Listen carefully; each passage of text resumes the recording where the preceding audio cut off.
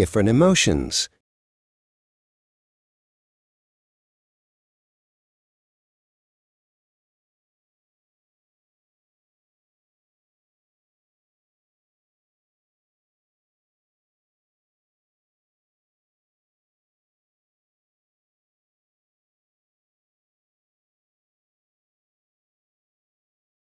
In the vibrant borough of Southwark, where the city pulses with life, 8 friends gather with an ecstatic energy that is truly rife.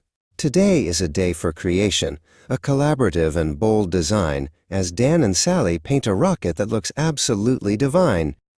"This is the bee's knees!" Dan exclaims, his glasses sliding down his nose, while Sally adds red streaks with a brush in a rhythmic artistic pose.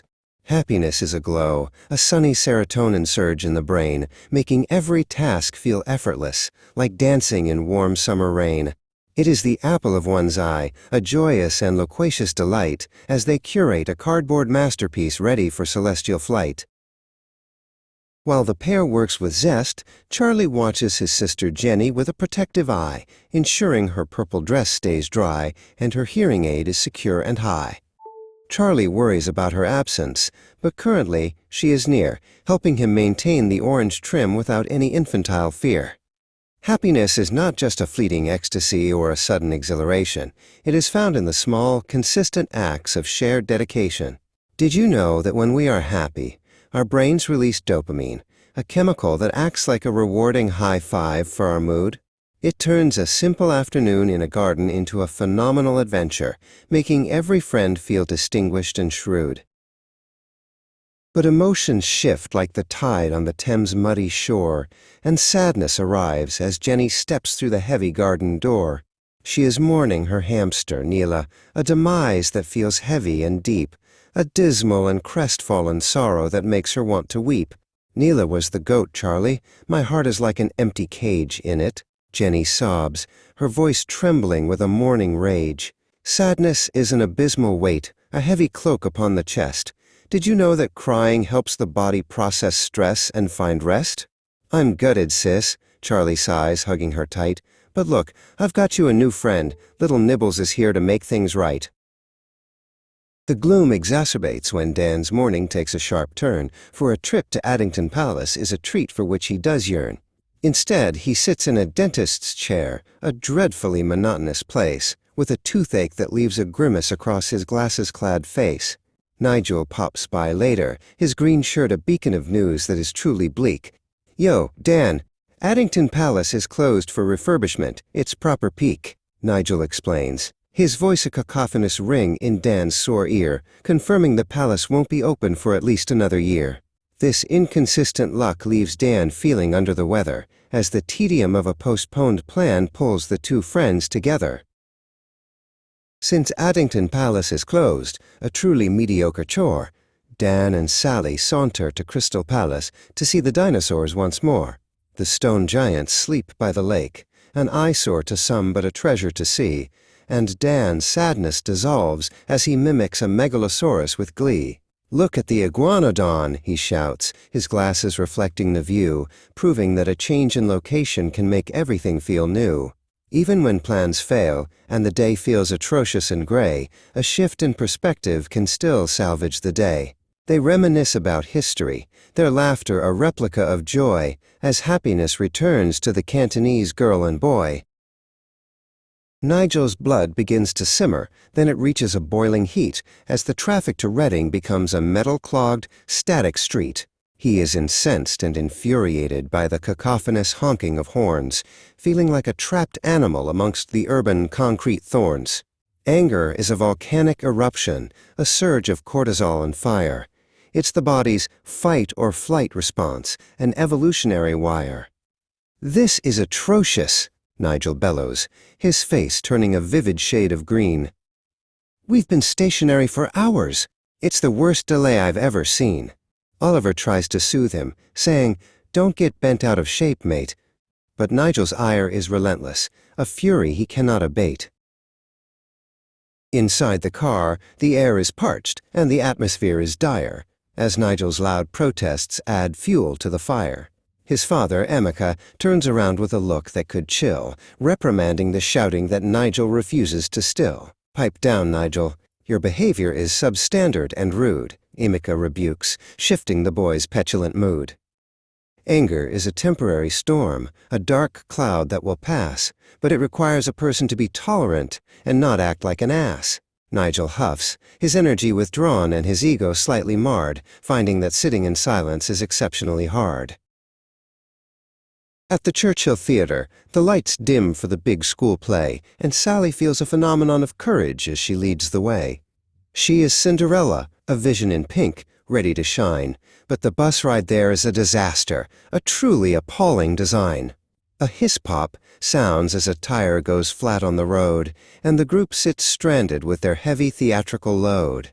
"Hold your horses," Charlie whispers as a storm begins to brew.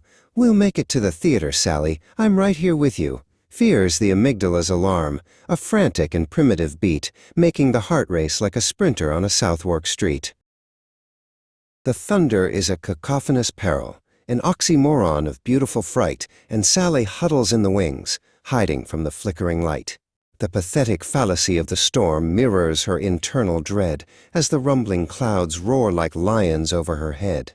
But even though she is sensitive to the sky's loud, angry roar, she steps onto that stage and gives the performance of a lifetime, and more. She is courageous and professional, a star in her pink dress, proving that bravery is acting even when you are under stress. Stage fright does not stand a chance against her internal flame, as she earns a standing ovation and local Southwark fame. The fun fair is in town. Will shouts with a loquacious, bright cheer as the thrill of the rides makes all their worries disappear. He and Barney are ecstatic, on the verge of a joyous, wild scream as the neon lights of the waltzer shine like a kaleidoscopic dream. Excitement is an adrenaline rush, a high-octane and superior glow, where the brain craves the movement and the fast-paced, rhythmic flow. "This is out of this world!" Barney yells, his hair flying in the breeze, feeling like a soaring eagle, moving with absolute, effortless ease. It is the bee's knees, a piece of cake, a blast of pure delight as they spin around the fairground in the cool of the night. The snacks are unlimited, a mountain of candy and sweet, and Nigel and Oliver cannot wait to tuck into the treat. They are giddy with glee, their eyes wide and bright, as they sample the popcorn in the glow of the night. Excitement can be overwhelming, a dizzying and frantic pace that leaves a permanent wide grin across every child's face. "I'm buzzing, mate." Nigel laughs, his green shirt dusted with salt, finding a joy in the evening that no one could ever fault. It's a sensory overload, a symphony of sugar and sound, where the happiest memories of childhood are always to be found. But the mood turns to disgust when the gardening project begins, and Jenny is tasked with the manure, a truly repulsive plan that never wins. The stench is pungent and vile, a substandard and malodorous smell, making the purple-clad girl feel like she is trapped in a foul cell. "Allow that, Charlie. Man's not touching that muck, it's bare gross." Jenny cries, her face a mask of total loss. "The smell is a literal violation of my senses, innit? I'm finished with this project. I'm quitting in a minute." Disgust is an evolutionary shield, a way to keep us from harm, triggering a wrinkled nose and a psychological, internal alarm. Charlie encourages her, saying, "Think of the strawberries, Jen. It's the cycle of life. We'll be eating fruit then." Jenny huffs, "It better be the sweetest fruit in Southwark, bruv, because this manure is something I truly don't love." She tentatively digs, her disgust exacerbated by the heat, but the thought of the harvest makes her victory complete. "It's for the greater good, I guess," she mutters with a sigh, looking at Charlie with a defiant, purple-rimmed eye. Disgust helps us avoid pathogens and things that are bad, even if the process makes us feel slightly mad. Barney saunters through Southwark, feeling dejected and blue, for he thinks his friends have forgotten his birthday. It couldn't be true. He has dropped hints all week, but Will seems busy with his games, and no one has mentioned the party or even called out his names. It's peak, Barney mutters, kicking a stone down the track, feeling like he is walking with a heavy, invisible pack. Surprise is the feeling of the unexpected, a jolt to the brain's core, when reality offers something you never dared to hope for. Will walks beside him, acting cool and quite sly, while Barney looks up at the gray, London sky with a sigh. They reach the community hall, and the lights are all dim, and Barney feels a lump of sadness rising up within him. But then, pop! The lights flash on with a dazzling bright flare, and surprise! Echoes through the humid Southwark air. Sally jumps out with a banner, her glasses gleaming with joy, as the look of pure shock transforms the blue-clad boy. His jaw drops to the floor, a hyperbole of pure delight, as he realizes his friends have been planning this party all night. No way! Barney gasps, his heart doing a flip, as he realizes he was wrong about the birthday trip. By the time morning arrives, Will is dead to the world and slow, for he has stayed up playing video games, losing his energetic glow. He is lackluster and incompetent, failing to hear his alarm, as the beep beep beep fails to cause any internal alarm. Tiredness is the body's demand for a reset of the clock. Without sleep, the brain feels like it is hitting a heavy stone block. He stumbles out of bed, his eyes bleary and red, with a million tiny cobwebs spinning around in his head. His sister Tala teases him, "You look like a ghost, Will," as he inadvertently spills his juice with a clumsy wet spill. The accidents continue as Will tries to ride his bike, a wobbly and erratic journey that no cyclist would like. He crashes into a hedge with a rustle-thump sound and lies there amongst the leaves on the cold, damp ground. "You are moving like a zombie, Will," Dan says with a frown, as he helps his friend up and brushes the twigs from his gown. Without proper rest, our reactions are sluggish and poor, making every simple task feel like a horrendous chore. Sleep is indispensable, a vital and restorative need, allowing the brain to recover and the body to succeed. Will just yawns a giant yawn, a cavernous sleepy sigh, wishing he could just close his heavy yellow-rimmed eye. In the ICT suite, Charlie is ready to learn, but Mr. Norman's class arrives, taking their scheduled turn. Charlie feels unfriendly, a cold and prickly mood, and he treats the newcomers with an attitude that is quite rude. "This is our time. Allow it," he snaps, his face an orange-tinted glare, as he sits in his seat with a stubborn and unfriendly air. Mr. Norman looks surprised by the sudden outburst, as Charlie's unfriendliness is certainly the worst.